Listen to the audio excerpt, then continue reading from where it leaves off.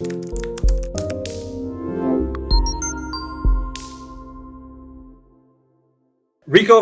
you know what's been bothering me, man? Tell me. I would love to know what's been bothering you, curious. Christian. All right. It feels like we're on this mission that's never ending. You know, it's like a never ending journey where people always want to get into Linehaul, then they hit this wall right at the beginning, right? Which is, how do I get a good deal? What's the right valuation? Do I need more than just the settlement statements to understand what I'm getting into? And it's always different perspectives, different thoughts. And you're an experienced contractor. From my perspective, you seem to be very happy with the price point you get your runs at, and they seem to produce for you. But no matter, it's like people come over from different industries, offer different thoughts, and just trying to get them on the right direction, right? And so the best thing, it seems, is to offer as many different perspectives from experienced eyes. Yep. Seems like the only way to kind of get to some common ground. So, would you agree? Let me ask you there quickly. Yes. The one thing that I can take away from that is the fact that nobody has a consistent way of figuring out how much these either runs or businesses are worth. What do they cost? And I think that's the most important question. For people who call me up and they see, an ad on BizQuest, or they see whatever we're doing to try to get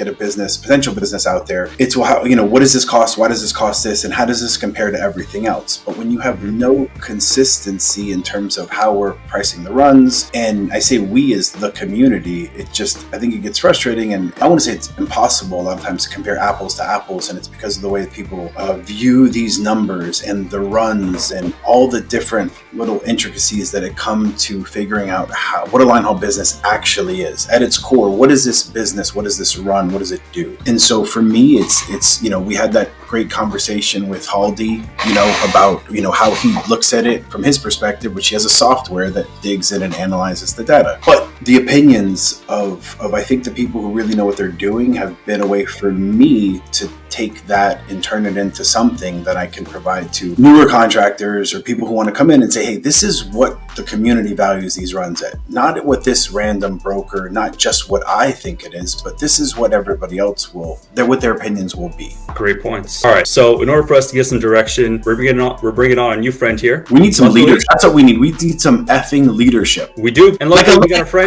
From the heavens, boom, explosion. That's what I want. That's why we got our new friends. So luckily he's a heavy hitter, and just a quick background. Not only does he have well over a decade of Wall Street experience, not only is he a successful contractor, not only is he also the co-founder of the Linehaul Summit, and if that isn't overachievement enough, he's also a U.S. Army veteran. You got us Tim Goff? Tim Goff! Oh man. I can't wait to have this conversation. You just offended everybody. No. It's not Tim Goff. It is president, owner of Frum. We lost you right there. He said president, owner, Alpha Kilo Logistics. What up, Alex? Hey, Rick. How you doing? Thanks. So good, man. How are you? Good. I'm good. I appreciate the opportunity to join you guys today. Well, this is the first time we've kind of had you on one of our things, which is crazy, but welcome. Finally made it happen. Yes, definitely. I think next time we need to do it in Dallas or maybe in Florida and actually do it in outdoors under the palm trees or something. It's funny you mentioned. Stay tuned. We got something real big coming along those lines. Get out into the community. Nice. Oh yeah, let me know about that. So, Alex, can you quickly tell us a little bit about yourself? Tell us about what you got you into Linehaul and kind of the size of your operation now. Sure. As Christian mentioned, I'm a veteran. I spent 5 years on active duty, got out of the Army, and then went to work on Wall Street. Spent 15 years working on Wall Street as a trader and as a salesperson. And then got tired of working on Wall Street and was looking for an opportunity to own my own business. And after kicking tires in a bunch of different manufacturing opportunities, somebody put me in touch with a couple Linehaul contractors in the FedEx universe, and it made a lot of sense to me how Linehaul businesses operate. I had logistics background from being in the Army, but the financials for it made a lot of sense to me. It was something that you could generate a lot of predictable cash flows off of and model very easily. And so that's why I got into it. So I started in 2019. I bought 4 runs from another contractor in Memphis, Tennessee, and probably paid a little bit too much for him. Some people might think, but I thought I paid a very good price for a very good operation. And what it gave me was 9 months of time working with the former owner who became my BC while he taught me the business. And that was invaluable as I grew into where I am now, which is 31 trucks in 3 different terminals: Memphis, Olive Branch, and Independence, Kentucky, which in the FedEx universe we call Noki. We're here to talk about getting your opinion on, as a contractor, as a large contractor, you think about the value of your businesses. But before we get to that, can we talk about your growth? How did you grow? Walk me through, how are you taking on runs, growth opportunities, buying? So it's a function of both. So like I said, I bought 4 runs to start, didn't really know what was going on. And the FedEx terminal manager in Memphis came up to me, and I think I bought my runs in February. He came up to me in June. Is like, hey, what are you planning on doing? And I was like, what's peak? And he's like, well, most contractors add a couple trucks and they bulk up and they get points, and that's how you win more runs. I'm like, okay, great. What do you guys need? And he's like, well, can you offer? I'm like, I can put together a team truck and a solo run. And his response was, great. How about we do this? How about I put them on your A1? And I didn't really know what was going on. Oh my! I got tingles. I got tingles right now. Tell me more. This is how it goes. So he gave me a unassigned team and an unassigned solo onto my A1, which was good and bad. It was good because I grew automatically by 50%. I went from 4 runs to 6 runs. The bad was he gave me an unassigned team, which is, as a brand new contractor, is extremely challenging to constantly maintain and staff and operate. So that was, my growth. That was a little bit of the Wild West, Rick. Kind of like probably what you experienced. Before things became a little bit more organized, and we went through the bidding process and the RFI process. From there, I bought some runs. I found a contractor in Noki who did not want to upgrade his fleet. So he had a very old fleet that was pre-def. And so he was willing just to sell me the runs without trucks, or I could buy the trucks, understanding that I had to upgrade the entire fleet in a very short period of time. And so I ran numbers on those, and we came to an agreement on where I could buy the fleet, or buy the runs. And then I grew into Noki. And then from there, I've just slowly grown through organically. I haven't bought any more runs since then. So I've had, acquisition wise, I've bought 17 runs, and organically I've grown up to 26 runs. So I want to kind of start from scratch here, if we can, just to build the framework for anyone who's new to listening to this. Let's say I give you a scenario where you have the knowledge you have now, but you don't have any runs, and you're looking at a deal. It has a assigned solo run, assigned team run, and an unassigned run. Can you walk through what you're thinking about when you're going to make an offer on that? How are you valuing it, and what are you looking at? So, I do this for myself, and I do it for other people. I don't care about somebody's P&L statement. I really don't care about somebody's tax returns. What I want to look at is I want to look at their statement of lease. I want to look at their A1. So the A1 is where the run assignments are on. And so I want to make sure that the runs, what the seller is telling me is what is actually on his contract.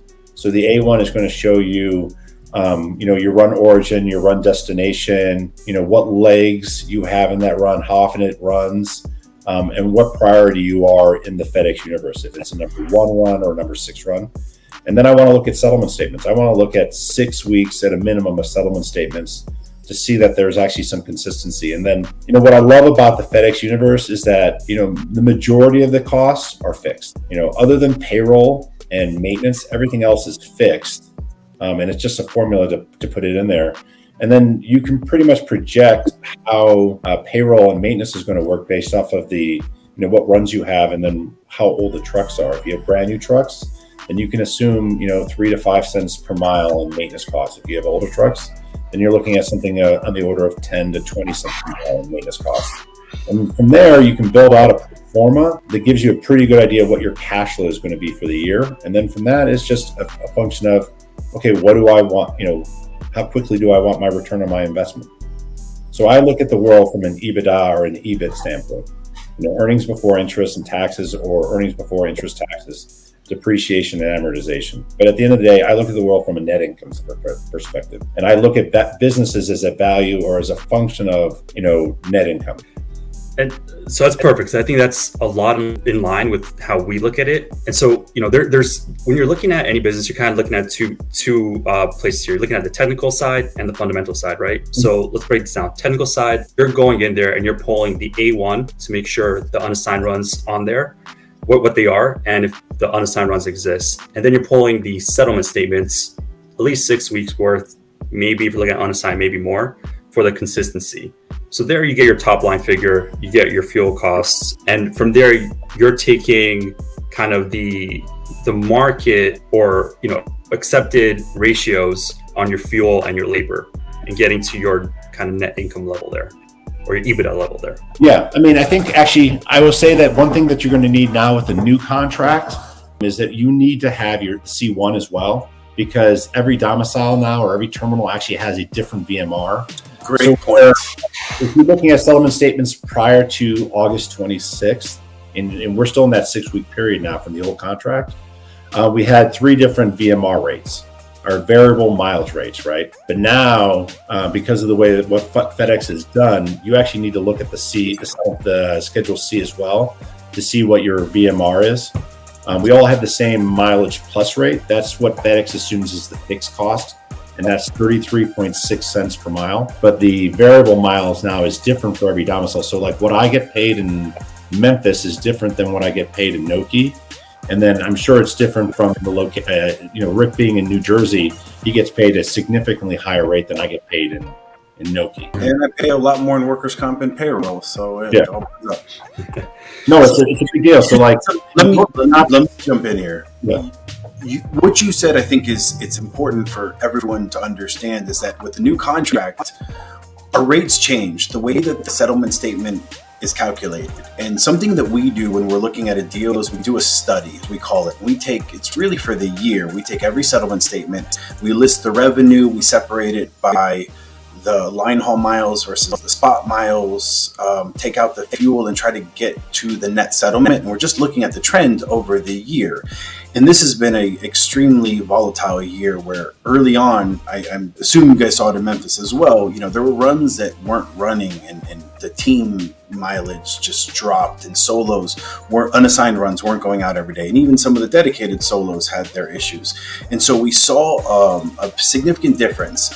But then now it's kind of, the trends have been getting back to normal. But then all of a sudden you have this, for every single deal we've looked at, that next settlement based on the new contract, you've seen this nice little spike in revenue.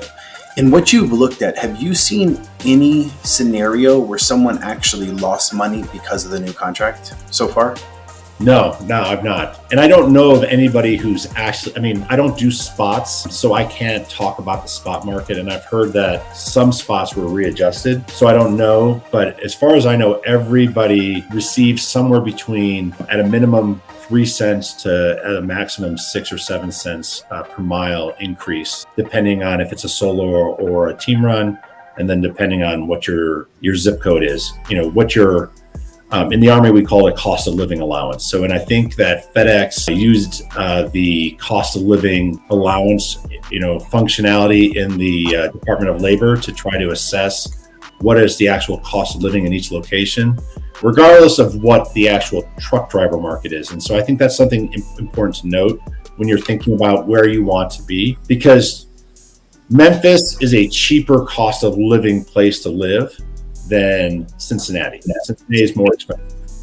But the truck driver market is more competitive in Memphis than it is in Cincinnati. I'm able to, so my costs or my expenses, the wages I pay my drivers are very, very similar between Cincinnati and Memphis. But the revenue that I generate in each of those locations is different. And so by extension, my profit margin in Cincinnati is better than my profit margin in Memphis. And that's something I've tried to communicate to FedEx, is to talk about, you can't just look at the cost of living adjustment. You have to actually look at the specific truck driver market and understand, Chicago is a very challenging market to recruit in. Why? Because 33% of all freight travels through the Chicago market, right? So there's a tremendous demand for truck drivers in Chicago. Same in New Jersey, near Metuchen and Woodbridge. But I bet you if you're down in Trenton, The truck driver market is probably a lot cheaper than up in Metuchen and Woodbridge. Yep, especially for drivers who want to be home every day. So to get to the kind of the meat of what we're trying to accomplish, right? And you made it very clear. How are you looking at the deal as you're valuing it, where you're getting down to an EBITDA number, but you're using costs that and that's something that it's near to my heart. If we're looking at a business, or someone says, hey, will you look at this business? And I'm looking at a market that I know very well. Say someone's running teams in Atlanta. So I know teams in Atlanta pretty damn well. And if I see they're paying a team 90 cents a mile to run, I think to myself, my teams are making significantly less. When I'm running those numbers, I'm not taking their actual labor cost, much to the chagrin of many people that I share the info with. For me, when I'm calculating the numbers, I'm using a payroll more consistent to what I know I can recruit a team for, because in my mind, drivers don't come with businesses. Regardless of what anybody tells you, they could be gone in an instant. So you have to be prepared to recruit those drivers. For you, if you're going to go look at a run and the payroll costs are way off, or maybe their truck costs are way off because they got a Penske lease at the worst time, so they're at $4,500 a month on that lease. Are you including those costs in your determination of what that EBITDA is going to be? I'm going to use it as something that I'm going to use as advice, or I'm going to use it as something to reflect myself on. I will reach out to, Bright Flag and say, hey, what is the driver market in Pennsylvania like? Or what is the driver market like in Connecticut? A market that I'm not familiar with. And I'll get a sense of where wages are. And then I'll also do my own research and go on Indeed and look at what other FedEx contractors are offering for wages. But I agree. Wages are the most important component of your earnings. Okay. And I think a lot of contractors lose sight of this and don't understand how important payroll and how big of an impact it will be on your bottom line. A good rule of thumb is that you want to keep your payroll costs below 40% of your gross revenue.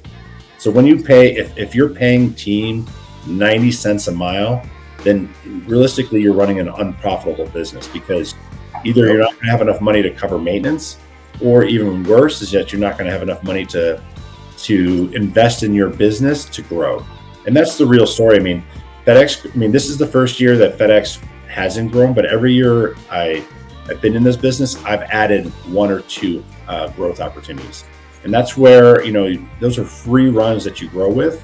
And that's where you generate a lot of your equity value in your company. Just in the free stuff there, you said 40%. Are you including your workers' comp, your payroll taxes in that number? Or is that just your labor? So realistically, and if you look at any good, text or, business model, you want to keep everything below that. It's really tough in this environment right now. But that's my goal. Right now I'm running around 44%. When I put in workers' comp, payroll taxes, my benefits. So I also add benefits in there. And so my company, I offer 401k with a company match. I offer dental, health, and vision. I offer short-term disability and life insurance. And the reason why I do that, and the reason why I'm willing to pay a little bit higher than 40%, is I have low turnover in my workforce, which means I pay lower. I save money on recruiting costs, and so that allows me. So I'm willing to pay a little bit more in payroll as a percentage of my business, so I have less in recruiting costs as a percentage of my business. Okay, so you've seen that retention greatly increase because of all these benefits, where guys may think twice about leaving you to the next contractor who's offering another 2 cents a mile and a cash bonus for jumping into your truck or into their truck the next day. I still get guys who will join me and then immediately be like, hey, I'm getting offered 10 cents a mile more to go over here. I'm like, then go over to X, Y, and Z. But for me, if I keep a driver with me for 60 days, then I know that driver's sticking with me for multiple years, because at that point in time, he's realizing that, oh my gosh, you're putting $300 into my retirement every month. That's amazing. And then and then after the first year, they see it grow with the stock market. I have drivers now who have $75,000, $80,000 put away in their 401k program. And are they fully vested? Yeah, they're vested after 2 years. Alex, do you feel that the benefits are like the second most important thing to offer to retain an employee? I think the most important thing to retain to employees is to treat your employees with respect and treat them as professionals. Like what I try to tell my drivers all the time, and we're totally getting off topic, but to me, a truck driver is as professional as an airline pilot. Okay, so the airline pilots are heavily regulated by the FAA and the Department of Transportation. Truck drivers are heavily regulated by the FMCSA and the Department of Transportation. They both have hours of service rules. They both have reoccurring training that they need to go through. They both have to get a professional license through the federal government. So these are both things that both entities have. In general, if you think about the United States, there's a lot of respect for airline pilots. I try to treat my drivers with the same amount of respect. So I treat them professionally. I always speak truthfully to them. If they ask a question about why I'm doing something, I always talk about, what is my relationship with FedEx and how that influences, the decisions I make on runs. But that's the story for me, is like trying to treat my drivers with respect. Try to treat them as I would want to be treated in a family or on a team, and I think that goes a long way to having good consistency and low turnover. I mean, I have teams that have been with me for 4 years. Oh wow! That's hard.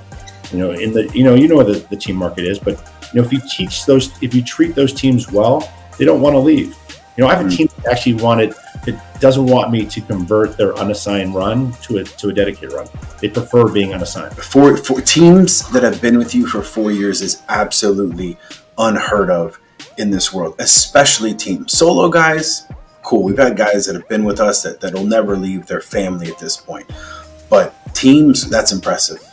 You're doing something right. No, don't get me wrong. I'm constantly hiring. Like I feel like the bottom 10. I'm always looking for that last 5 or 6. That bottom 10%. You'll spend, for new contractors getting into the business, you're going to spend 90% of your time on 3. Depending on the size of your company. I have 44 employees. I spend 90% of my time, I want to say, on 5 to 8 employees. On that bottom. Yep. Preaching to the choir.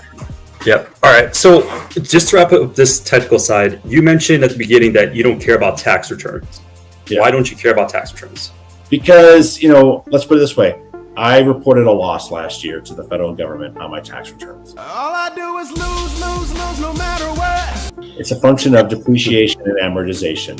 It's the way you run I'm not an accountant. I trust my accountant to do the things right. But on my tax return to the federal government, I reported a loss because we accelerated our depreciation on our trucks. I reported a loss most years to the federal government. I actually have a long conversation when I don't report a loss to the federal government with my accountant.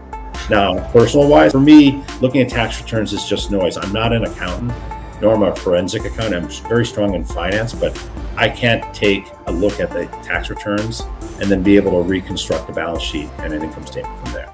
And then a lot of contractors might be really good at keeping their books or might be really bad. I don't know. You talk to a dozen different contractors and they run different expenses through the books. I mean, I know that there's a contractor that pays for his Wi-Fi and his cellular services are paid for by his company.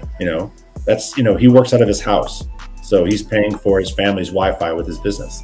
Is that legit? Not legit? So for me, I'm just going to go through and say, okay, I've been in the business long enough. These are my expenses. I can categorize them in. I mean, it's just real easy. What is heavyweight tax? Oh, it's $550 a year. What does it cost to do Omnitrax? That's really easy. It's $30 a month per unit. If you're doing ground cloud or you're doing Lytics, what is that per month? It's either $30 or $35 a month. These are all fixed costs that we can figure out. People always ask me, like, why is maintenance a fixed cost? Because historically, we know that a brand new truck, you need to go in for X amount of oil changes, but otherwise you're really not going to be replacing anything. You might have to, if it's a team truck, maybe you have to replace a set of tires. But we can actually figure out what the maintenance cost for that truck is. So that's why it's 3 to 5 cents per mile for that first couple of years while it's under warranty. If you're buying used trucks, that's a different story. Those, you're going to have to replace water pumps and radiators, replace tires, replace brakes and brake drums. And so those, that elevates your cost. And so we can actually get a pretty good prediction of what that's going to be like. That's going to be somewhere between 10 and 20 cents per mile, depending on the age of the vehicle. So that's why you can pro forma all those things out. And then really the big variable becomes, what is your fleet fuel efficiency? Are you at 6.89 miles per gallon, which is what FedEx reimburses us at? And then the most important component is payroll. Payroll. I happen to operate in Tennessee. I pay $3 per 100 workers' comp. Rick operates in New Jersey. What is it, $10 per 100 in New Jersey? 10.50 right now, but for a new contractor, it's 18 per 100. $18 per 100. So those are costs that we can model in, but that's a component. It's derived from what your overall. So so now we know what the business, and this is such a fantastic conversation, just getting down to what that EBITDA number should be for the business. Now we need to take that number, and now we need to start making an offer on a business. What do I do with that net profit or that EBITDA number, that bottom line number? How do I buy a business with that? Make an offer. Let's take one more step back and say, okay, then you have that net income number, and then let's check to make sure that the margins make sense. Okay, so that solo run is going to do, say, $250,000 in annual revenue. Okay, if you get a net income number of, say, $50,000, okay, that's pretty reasonable. That's 20% margins. It's probably on the high side. I would say right now, as a new contractor, you're probably going to expect somewhere between 13 to 15% margins in your first year, just because you're going to make mistakes. Will that business eventually get to 20% margins over time? Yes. But your first year, you're going to have startup costs. You're going to make mistakes. You're going to buy, something that you really don't need to buy because FedEx provides it to you, or you're not going to understand that you can submit a settlement adjustment to get reimbursed this. But 20% margins is reasonable. But if that business is kicking out something like, say, $75,000 that first year, once you've done your pro forma, then you have to say, okay, something doesn't add up. There's no business in FedEx is paying 30% margins right now. And if a contractor is telling you that, then that should be raising a lot of red flags, and you want to look into that business. But after you get past that point, right, and you've done your check and it says, okay, my pro forma makes sense, then you got to look at what you want to get reimbursed at. I would say, it would be somewhere between 3 to 4 times that net income number. Okay, and the reason I think it's 3 to 4 times is that you're really squeezing the amount of money you can reinvest in the business if you go much beyond 4 times, because you're going to use debt to buy this business, right? And you need to be able to cover your monthly or your annual debt load, and then also still have money left aside to buy new trucks or to try to acquire more runs, or just if you get like I was telling Rick this morning, like I have FedEx reached out to me and asked me if I wanted to grow into a new terminal. So that's an opportunity, where I need to have cash on the side so I can go out and acquire more trucks. Is the multiple figure you're paying, do you determine that based off of like the fundamentals of the business you're looking at, i.e. the ease of the run, or is it just whatever the seller is willing to sell at? No, it's more my, what I think is is my pro forma. Either what I will come up with, or what I will come up with, and I'll kick tires with the broker, looking at it, or with when I've consulted with other people getting into the business, we go back and forth and discuss. And then you also got to put in there the value of the trucks. Right. And that's another fine, so you have what the run is going to earn, and then you have to look at, what is the value of the trucks on top of that. So right? We're looking at 3 to 4 times that number that we've come up with, and then we're adding the value of the trucks to that. Now, let me dig into a couple of things because I think it's extremely important. That business is the Christian example where you had the dedicated team, the dedicated solo, and the unassigned solo run. Are you looking at those multiples the same for both of those? For the dedicated team and the dedicated solo, yes. For the unassigned, whatever it is, no. The unassigned, I'm going to put a discount to, but that's just my own preference to do it, because unless that unassigned run has a lot of points on it, it, there's not as much value to that unassigned to me, because historically you were always able to pick up an unassigned run in a terminal. You just had to go into your terminal manager and say, hey, I'm Joe Schmo, I'd like to have an unassigned run, and be like, oh, here you go. It's only been in this year where unassigned runs, terminal managers aren't really handing out unassigned runs, and that's because they probably have too many in the network and they're not getting utilized as well as they could. But this is the first year where my unassigned run runs 7 days a week. As the price that you've quoted, I think it's very fair for somebody who is a new contractor looking to buy into the business. Do you think that because you are already a contractor and that deal can get done significantly faster, that you should get a discount because of the time that you can do the deal in? Not necessarily. For me, a lot of times if I'm going to look at a business, or if I'm going to look to bolt on something, I'm going to buy the run. I don't want the equipment. I want the run. I don't care about the equipment, and I don't care about the driver. I mean, would it be nice to bring a driver on board? Yes, especially if it's solo. But for a team, I treat my teams differently than a lot of other contractors do, and so I'm not hiring teams who are like, that are a gun for hire. I'm not a guy who's going to offer you an extra penny to come over here to work with me and jump ship, or I'm not going to give you cash under the table to operate for me. So for me, someone's going to offer him the next cents when he's. For me, if I'm negotiating with another contractor, it's generally we're looking at swapping runs, or we're looking at just buying the run, or I'm just looking to sell the run without the equipment. Okay. Most contractors don't need to. I mean, only during the pandemic was it hard to find a truck. Otherwise you can always find a truck. You can always hit up a leasing company to lease a truck if you need to grow very quickly. I would say that REL is a contractor's best friend in this kind of environment right now. You can, in general, they have trucks available that you can lease within. I think it takes about a week to get a run, or to get a truck from REL. Yep. And we've had obviously phenomenal experiences with them, and you get a new run and you don't know where to go to a truck, call those boys up and they'll have something for you. Like I said, within a week, a lot of times. And then I would say if you're looking to buy used trucks, definitely look at either Volvo or Freightliner, because they have a program right now they offer original equipment manufacturer warranties. So it's kind of like a certified pre-owned vehicle that you can buy in the civilian market or the passenger vehicle market. You can get the same kind of thing for Freightliner or Volvo, and that gives you a lot of peace of mind if you're buying used. You can get like a 300,000 3-year aftermarket warranty from the dealer that covers just about everything. And the biggest thing that you want to cover with it is your DEF system, because that's where your biggest risk is on a used vehicle. Especially when you can't find a one box. I mean, it's more importantly that. I mean, who wants to spend $16,000 replacing that one box in the first place? Insane. Yeah. So, spending the extra $5,000 or $6,000 for that warranty and that certification is worth it if you're going to run that vehicle for 3 years and have that warranty and that peace of mind. Is that you buy the new Cascade and it comes with like the Detroit, whatever they call it, can't think of what it is, but is it the manufacturer warranty that they're? So you buy a brand new. So like when I buy brand new day cabs from Freightliner, I'm a Freightliner guy, not a Volvo guy, but you can do the same thing with Volvo. So I will buy brand new trucks from them with a 5-year, 600,000 mile warranty. Okay.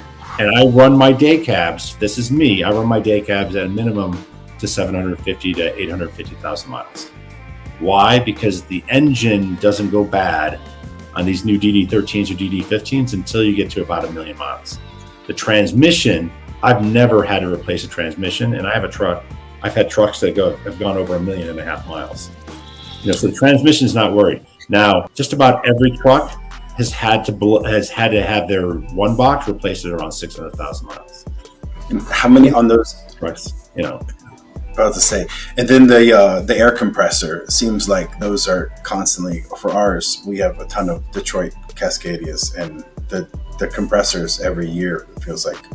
I would say the newer ones, like the 2018 and 2019 air compressors, as long as you're doing your servicing on your AC component and recharging the unit and cleaning out the blower motor, and making sure that the Freon doesn't get built up there, you can extend the service life on it. But yeah, I mean, you're always, once that vehicle gets to like 450,000 miles, you can expect to have to replace that compressor. Alex, what? Do you have your own mechanics, like on staff? I don't have my own mechanics on staff. I'm probably big enough in Noki to have my own mechanics on staff. I have 20 vehicles up there, but I have a really good relationship with the dealership up there, and I have a really good relationship with a local mechanic who I provide. When he started up, I gave him 100% of my business, to get him on his feet. And so he's always, we've negotiated very competitive rates for labor and for parts. So with that mechanic, I pay cost plus 10% on the parts, which is extremely competitive. And then my labor rates are below market rates. I mean, that's the biggest thing is once you get big enough is developing that relationship with a mechanic or with a dealership where you can get a discount. You don't ever want to pay over $200 an hour for labor. Okay. You want to be somewhere between 90 and 135, and in any market you're in, even if it's New York or California, you should be able to develop a relationship with a maintenance shop or with a dealership where you can get a discounted maintenance rate, labor rate. All right. Let me ask you this. So someone's coming in with that example of the, one assigned solo, one assigned team, and unassigned run. How much money should they have in operating capital? Like how much money should be in the bank? So I try to keep 2 weeks of payroll at all times in my bank. And then I usually try to keep enough money to buy a used tractor if worst comes to worst and I had a catastrophic failure or a terrible accident, I needed to go out and buy a new truck like tomorrow. But I also run 30 trucks, so that's a different story. For a brand new contractor that has 3 trucks, I would say you want to have 2 weeks of payroll at all times in your operating account. Yeah, I think that's a good rule of thumb right there. And then you also want to go to your bank and ask for a line of credit. And if your bank won't offer one, you can go to American Express, and if you have an American Express card that's gold or above, you can negotiate with them to get a business line of credit. And I think they have pretty generous terms for I think any business can qualify for like a $50,000 with very minimum underwriting. And for new business owners, having that line of credit is, you don't want to use it, but it's great peace of mind. To know that if you have, because if you think about it, you have that 3-run contractor, he's doing 8,000 miles a week, right? So let's say he's doing 8,000 miles, then he's probably doing weekly income, maybe, or weekly revenue or weekly income probably of like $5,000, right? So his net income right there is pretty low. Might be even low as like $2,000 or $3,000. And if he has a big maintenance charge that comes through. Say he has to replace a radiator. He blows a radiator in the middle of nowhere in Grand Island, Nebraska. So he hits up Mike Schuyler and says, "Hey, Mike, I just ran over a cow. I need to replace my radiator. This happened to me. This is a true story." He's like, "Can you recommend a mechanic in Grand Island?" And he's like, "Yeah, go to this guy. He'll treat you well." And then I ended up paying, $3,500 to get my radiator replaced. Now, if I had gone to my own mechanic down in Noki, it probably would have got done for $2,000. But I paid $3,500 to replace that radiator in Grand Island. Now, that's where you might want to have that line of credit to be able to cover that cost, because a lot of times those mechanics out there, will only give you net 30 terms. So they want that payment done within 30 days. And what do you see most people get caught up in that doesn't actually matter? We talked about tax returns. People always want to see them. Is there anything that stands out? People just, hey, you don't need to think about? I would say wages. A lot of people get caught up in wages or trying to understand, like, why does this guy pay a daily rate? What does it mean to pay a daily rate? Or like you'll see, like I was looking at a business a while back ago, and the guy paid the drivers a fixed rate for a certain percentage of the work, and then he paid them by the hour for the rest. And it was really convoluted how he paid them, and I couldn't break it down. I couldn't make heads or tails. And so I just took the driver's gross weekly wages, and I just divided by the number of miles to run to kind of pro forma out what their per mile rate was. And that's how we backed into what his payroll was, and realized that the owner was probably paying below market rates. So there was something else going on in the business to understand. And so that was a red flag for us. And so we, in our pro forma that I was working with this buyer with, we increased the payroll quite a bit to get to, where we thought the market average was for the market. And obviously that had a material impact on the earnings of the business. So, what we were willing to pay for the business changed dramatically. And that's, one thing that you get to realize. I mean, things that like Rick and I will like to talk about is, run construction. What is a good run versus a bad run? To me, primo solo runs or any runs that's over 2,500 miles a week, on a 5-day schedule. If it's a 6 or 7 day schedule, we're looking at something that's 2,900 miles or over 3,000 miles. Which is the beautiful, that's the run you want to buy. You want to build your business around those 3,000 mile solo runs. Yeah. If you, like, I was looking at a business recently where it's a guy it's a bunch of 1,800 mile per week runs. It's a real struggle there. That's not a lot of revenue. It's hard to pay a driver.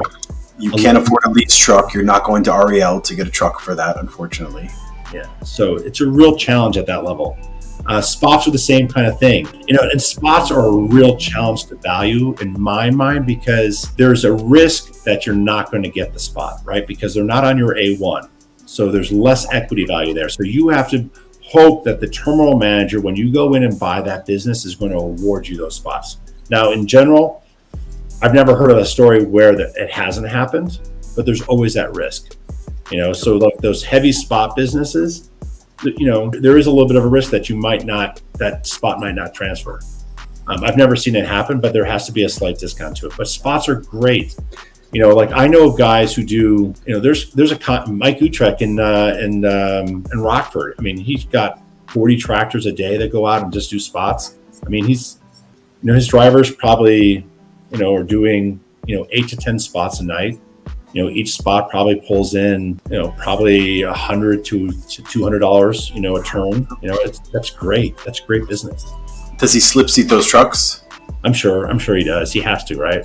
And that's the best kept secret in line haul, in my mind, is that you have these trucks go out to do spots and then they get back in time to go run at night. So you could easily have a tractor doing a solo truck doing north of $9,000 a week in revenue, shared by 2 drivers. So you can afford that brand new, rider lease where all maintenance is covered. And if it goes down, you get an immediate spare truck and it just stays up. And that's a healthy business, in my mind, my experience, to build your business around. So the spots, but I will say, there are scenarios where you go buy a business that's doing a ton of spots, and just because they got really good at running spots, especially if they're not consistent and they're going in and just grabbing stuff, you need to have a very, very in-depth conversation with the manager, either the LIM meeting or as part of that process, just to make sure that those spots that you're expecting to do are coming with it. Whether you're a current contractor or whether you're a new contractor, you really need to understand that process, that they are not on your Schedule A. So when you do think you're going to add this much revenue as part of your business, you want to make sure you're still continuing to do those spots and include in the language of the contract that, hey, these are coming, and maybe even offer some type of scenario. Well, hell, if I don't get these for 30 days, then I'm going to reduce my purchase price by this much, just because it makes such a big difference. So what is the discount on the unassigned or the spots when you're acquiring them? It's hard. That's, I think, where the art form is. And it also depends on what you want in the business. Like I bought, if I was trying to grow into Nashville, right? And I'd struggled and hit my head over and over, against the wall. Or if I was trying to grow into Little Rock and I was hitting my head over and over the wall, against the wall, like for some reason, the terminal manager just wouldn't accept any of my RFIs and I couldn't grow. Yeah, then I'd go in and buy an unassigned run from somebody, or 2 unassigned runs to grow into that terminal.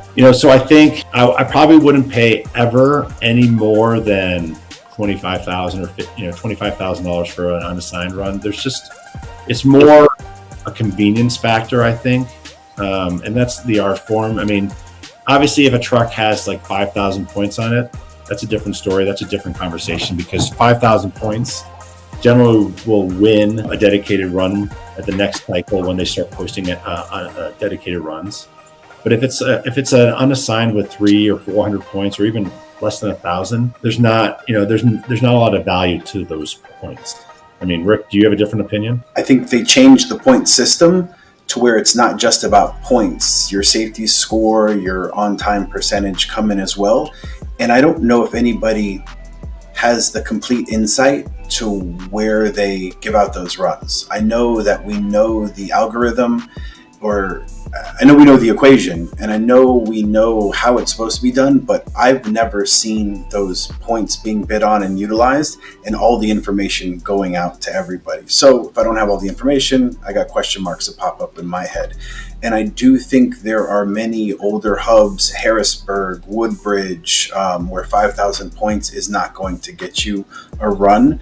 So the points, ecosystem is important to know. If you're going to buy an unassigned run based on points, well, is it a lot of points? 1,500 is probably a lot of points in brand new Binghamton, where it's not as much in Rialto.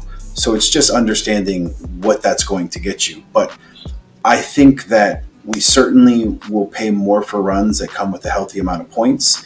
And I do think we're going to start seeing something. Now it's happening where you're not picking up these dirt cheap unassigned runs anymore, because the supply is gone way down. So the market for unassigned runs, this is for people who just want to get in. You want to get into Nashville. Well, how do you get into Nashville if nobody's selling any runs and they're not putting up growth ops, or there's too much competition for those growth opportunities for these contractors who haven't had the opportunity to take a growth op in the last year? Well, you got to buy. So competition for those unassigned runs has gone up, and it's not easy picking like it was maybe a year ago just to grab an unassigned Schedule A run whenever you'd like to. So I do think we're going to see the value of unassigned runs going up, but I certainly don't think you should ever pay for them based on past performance, because there's no, you have no guarantees the run's going to continue to run like that. So pay a flat rate based on the market and what you expect them to do. No, I agree with that. And I think the other thing to remember with the unassigned runs is that a lot of times you're buying a couple dedicated runs, and then you have to buy the unassigned run to close the deal. Like what I've seen is, like, especially when you got a guy who's exiting the business, because a lot of these businesses right now, what you're seeing for sale is a guy who's been in, he started off with RPS in 1996, or he started off with one truck and one run, when FedEx allowed you to start off as a single truck contractor, as an owner operator back in 2002. And he's grown to say 7 runs now, or 10 runs. And what it is that he has probably 4 or 5 dedicated runs. As solo runs, he might have 1 or 2 dedicated team runs. And then he has 2 or 3 solos, or unassigned solos, or unassigned teams. And so for you to go in and buy that business and get that SBA financing, if you want to go that route, you're going to have to buy, those unassigned runs. And the other thing you want to think about, especially in that scenario, is that I'd be willing to pay a little bit more for that kind of business if I can negotiate with the seller that he stays on with me for 6 or 9 months and becomes my consigliere, my advisor, my beast, and teach me the ropes, because there is no user manual for FedEx. And FedEx is not an easy place to operate, and terminal manager and the admins have no sympathy for brand new contractors. They will not give you sympathy. They will not help you out and tell you how to fill it, or to make a tractor file. They will not help you out and teach you how to onboard a driver through First Advantage. They will not show you any sympathy if you turn your MMRs in on the 20th of the month incorrectly. They will just deactivate your tractor, or they will deactivate your driver, and then you'll be in trouble. I had somebody tell me yesterday, tell me, like, do you know who I am, kind of thing. They told me that because my temp tractor was running and didn't have a toll transponder put in it, that we couldn't get paid for those tolls in that FedEx run that we did, because the transponder wasn't in there, because it didn't exist yet. We were running a temp tractor while waiting for the tractor file to be activated. And I'm like, oh, no. You're going to get a settlement adjustment, and we're going to turn these in. And that's the thing, that if it hadn't have been someone knowledgeable, like an Alex, someone like myself who knows, no, tolls you get reimbursed for, that person would have just walked away. And in my case, thousands of dollars in toll charges, because they just didn't know any better, and not just the the contractor, but the person on the FedEx side as well. So the lack of, you say, there's one thing you said that I don't know if I agree with you. You said there's no training manual, Alex, but I don't know if you had the opportunity to log into the Linehaul boot camp. So for all of your FedEx. No, I'm saying FedEx, from the FedEx perspective, there's no teaching. I know that they're supposedly creating something for P&D contractors on their end of trying to teach them how the FedEx way to do P&D is. I don't know how successful that is, but there is nothing on the Linehaul side. From FedEx perspective to say, I'm a FedEx person, this is a welcome email from, Dave Smith or, so-and-so from, there's not Paul Melander coming up and saying, hey, welcome to being a FedEx Linehaul contractor. We're so excited to have you on board. And this is going to be a 10-day video, 8 hours long, where we teach you of every single step. This is how you submit settlement statements. This is how you do this and that. No, there's nothing from FedEx. They just expect you to, and here's the crazy thing about it. Like in the P&D side, they won't let you transfer a company, pretty much from October through January, right? You can't sell a business, you can't buy a business. And that's only on the P&D side, people. That's not Linehaul. Linehaul side, you can close on December 24th. Yes. There's no blackouts. There's no blackouts, and you're expected to be running 100%, no problems. Day one. Yeah, from day one, and having no driver issues, Like I remember negotiating with a contractor once. He's like, we were going to swap team runs because I wanted a different team one and he wanted a different one. And the idea was that the drivers were going to come along with the business, or come along with the runs because we thought the drivers loved the runs. And we swapped these runs, and lo and behold, neither, the drivers didn't go with the runs. And so from day one, I'm like scrambling here trying to find a team to run this run for me. Does FedEx the contractors? Does FedEx not give you a 2-week grace period once you start running?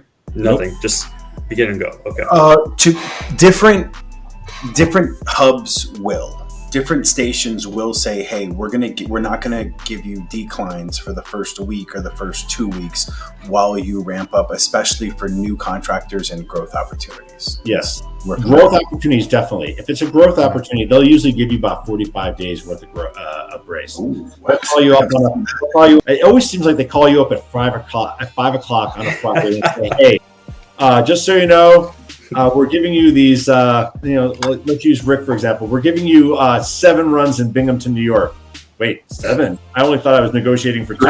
Of all the places you had to go there, Alex, of all the things you could have done, that's where you went. 7 runs in Binghamton, New York, and we expect you to be operating on Monday. Wait, what? Well, there was going to be 45 days to get me up and running, and that was for 2 tractors. That's like it's like when the federal government decided to hire me after 10 months, and I was gonna report to the Atlanta field office. And Friday at 4:49, they're like, "Hey, congratulations, you got the job." I'm like, "Oh, cool." But they're like, you got to be in New York and move your entire life around, and then over this weekend if you want the job. So I was like, "Oh, okay." Looks like yeah. But FedEx, federal government, FedEx, huge benefits, but there's a lot of similarities there in some of the frustrations as an employee / contractor. Yeah, but I mean, Alex, I think that being a FedEx, I will say this: I love being a Linehaul contractor. I love working with my drivers, but the most important thing as a brand new contractor getting into this business, what helped me the most and made me successful was buying a good business from a good contractor and then employing that contractor to teach me for 6 months afterwards. That was invaluable. And did I get the cheapest runs out there? No. Did I pay probably a little bit too much? Yes. But it gave me peace of mind. It taught me how to grow my business and how to operate in the FedEx universe. And that was invaluable. Like, I don't think as a brand new contractor, you should be going in there trying to find, I'm going to buy this, I'm going to buy 3 runs in Amarillo, and I'm buying, 10-year-old trucks, and I'm getting such a great deal on this because you know what? Your peace of mind is going to be shattered, when you're trying to figure out how to provide maintenance on those 3 trucks in Amarillo, and then trying to hire drivers and getting yelled at by dispatch because your drivers can't run or can't operate or can't even you don't have anybody to do a road test on a driver. So buying a good operation and getting the seller or getting the manager to stick around with you for an extended period of time is invaluable. Good point. Awesome. Christian, do you have something you'd like to say? Yeah, just two more quick questions. One quick one. Do you care if someone pays cash for a deal, or are you fixated on someone using leverage? No, I don't care. It doesn't matter to me. Right. It doesn't matter to me. I mean, I will say that an SBA deal takes a little bit longer, and not all deals qualify for SBA. But the SBA is great if you can qualify for it. And then I will say it doesn't matter to me if it's cash or leverage. I will say that banks like Linehaul. They really love the consistency of the cash flow. Like once you go into a bank and you show them, hey, these are my settlement statements, and these are every single week without fail. I get paid on Friday morning at midnight. They're going to love your business. The fact that you can go into a bank and say, I have no accounts receivable, you're the gold standard for a business. So banks will loan against your business all day long. Is that even if you're a new contractor and use the previous contractor's settlements versus their tax returns? Because that's been the struggle, right? Which is getting a loan when you don't necessarily. You have to work in those situations. You have to work with a bank that actually understands the FedEx business, the FedEx business model. I think Bank of America is starting to stand up a group that understands that, but there are a bunch of smaller banks out there. Stearns Bank up in Minnesota understands the Linehaul business pretty well. There used to be a guy at Bank of Montreal that really did a lot of deals. I think he's now at Regions Bank. I would have to look up his name to see if he's still doing the same kind of thing. But, the regional banks, like what you walk them through what the business model is and how it works, and they'll really start to, really get, it's a really attractive business to finance. Yeah. Because, you look at me or Rick, like I can tell you within a couple $1,000s what my settlement is going to be every single week, 52 every year. And I bet you can tell you what yours is going to be as well, because it's all the same numbers and it's just understanding what the business is expected to do. Fair point. So my last question, this will be a quick one. Is now still a good time for people to get into FedEx Linehaul today or right now? I think FedEx Linehaul, actually, I think this is probably even a better time. I mean, obviously hindsight's 2020 when I got in or when Rick got in, it was a great time to get into Linehaul because we had the pandemic growth. And there was exponential growth there. I don't know about Rick, but I grew probably 50% that first year of the pandemic. But I think that there was a lot of opportunities for Linehaul to grow with this FedEx One initiative. I think that there is going to be some really interesting opportunities where we're going to start doing drayage out of airports, which is what FedEx Express does. So we're going to have to start employing drivers that have TSA clearance to go onto airports property and pull trailers directly from the airports. And I think there's going to be more opportunities with FedEx Freight pulling from customers. So I think there is probably, once they get this FedEx One initiative done, there's going to be some really amazing opportunities on the Linehaul side. They're telling now. So we've been told in more than one market that early next year, March, April, to be prepared to start taking that express freight, a lot more customer spot pickups and more PM Linehaul runs being expected to run as a result of that. And, in addition to a couple of other little caveats, but it's all good stuff. So you're saying get it now, right now? I mean, I think it's a really good time. I mean, I don't think you're going to see any facilities necessarily being built. So the opportunities to go into a new RSF are going away for the meantime, I think. There's a lot of opportunities with the co-location of express freight and ground into buildings.